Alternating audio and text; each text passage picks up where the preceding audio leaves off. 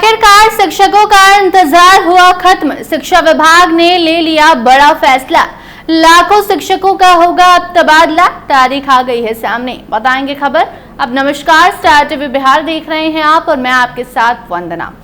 कई महीनों से शिक्षक इंतजार कर रहे थे कि कब उनका ट्रांसफर होगा और अब ट्रांसफर पोस्टिंग की तारीख सामने आ गई। इसी महीने सरकारी शिक्षकों का तबादला हो जाएगा।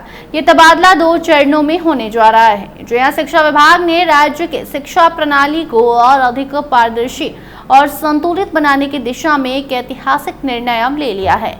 अब राज्य भर में एक साथ 1,20,738 शिक्षकों का ट्रांसफर किया जाएगा। यह प्रक्रिया 27 मई से शुरू होगी और इसे पूरी तरह से सॉफ्टवेयर के माध्यम से संचालित किया जाएगा, जिससे पारदर्शिता सुनिश्चित की जा सके, कोई धांधली ना हो सके।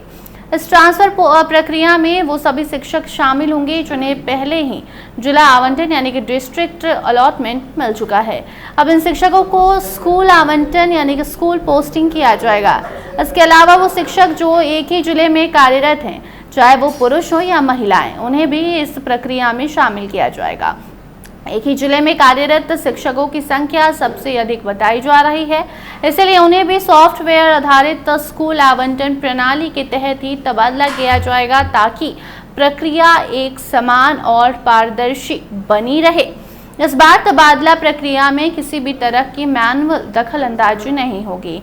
पूरी प्रक्रिया एकदम डिजिटल और स्वचालित होगी। इसके लिए शिक्षा विभाग ने एक विशेष सॉफ्टवेयर विकसित किया है जो ट्रांसफर के हर चरण को डेटा आधारित और निष्पक्ष तरीके से संचालित करेगा।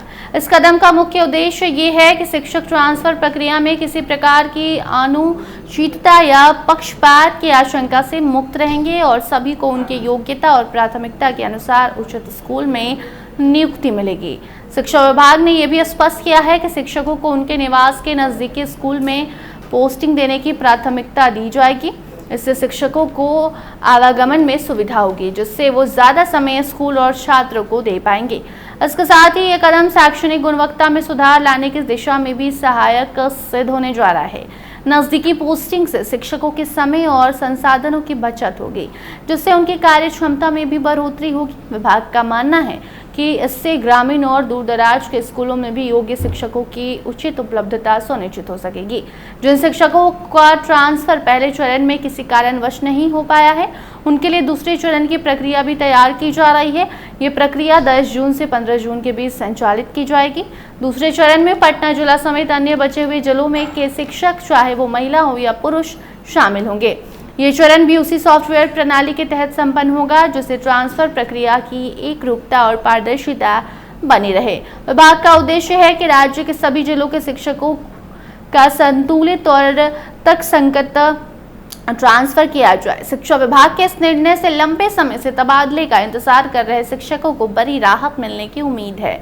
कई शिक्षक सालों से ट्रांसफर पोस्टिंग की मांग कर रहे थे, लेकिन प्रक्रिया में काफी देरी हो रही थी और पारदर्शिता की कमी के कारण वो असंतुष्ट भी थे, खुश भी नहीं थे। अब उस डिजिटल प्रक्रिया से न केवल शिक्षकों की सालों पुरानी मांग पूरी हो रही है, बल्कि इससे राज्य की शिक्षा व्यवस्था में भी बदलाव आपको देखने को मिलेगा। शिक्षकों की योग्यता, कार्य क्षमता और प्राथमिकताओं के अनुसार स्कूलों में पुनः तैनाती से राज्य में शिक्षा की गुणवत्ता में सुधार होगा। इस खबर पर आपकी क्या राय है, कमेंट सेक्शन में जरूर बताइए। धन्यवाद।